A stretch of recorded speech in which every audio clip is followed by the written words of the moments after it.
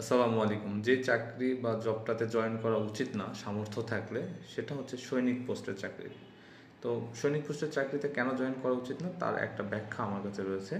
সেটা হচ্ছে, একজন মানুষ যখন সৈনিক পোস্টের চাকরিতে জয়েন করছে তার বয়স থাকছে 18 থেকে 22 বছর। এই বয়সে তার ম্যাচুরিটি লেভেলটা খুব হাই থাকে না। তো এই সময় সে একটা শারীরিক চাকরিতে নিয়োগপ্রাপ্ত হয়।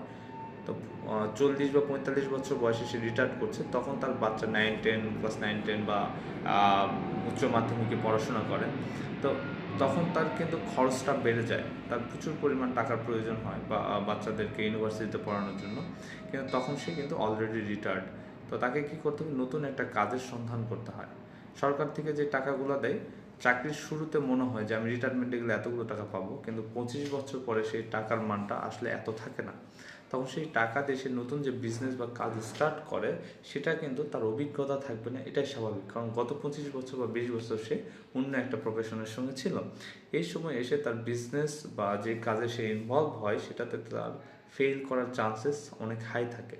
কারণ কোনো মানুষের পক্ষে 45 বছর বয়সে নতুন একটা কাজ শিখে সেই কাজটাকে সাফল্যের সহিত পরিচালনা করা without any experience, without any academic knowledge, এটা সত্যি একটু ডিফিকাল্ট। এবং এই যে 20-25 বছর বয়স তার সৈনিকের চাকরি করে, সেই সময় কিন্তু তারা নির্দিষ্ট ক্যান্টনমেন্টের একটা এরিয়ার ভিতর থাকে, নির্দিষ্ট কিছু গণ্ডি বা নির্দিষ্ট কিছু ওয়ার্কের মধ্যে থাকে।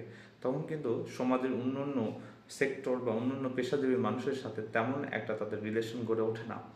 সো আমি মনে করি সামর্থ্য থাকলে, বাবা মার বা অন্য কোনো ওয়ে থাকলে তাদের সেটা করা উচিত। যদি একান্ত সামর্থ্য না থাকে বা শখের বশতে, যাদের অর্থনৈতিক অবস্থা খুবই ভালো তারা করতে পারে, এবং যাদের একমাত্র অর্থনৈতিক কোনো সচ্ছলতা নেই তারাও করতে পারে। আসসালামু আলাইকুম।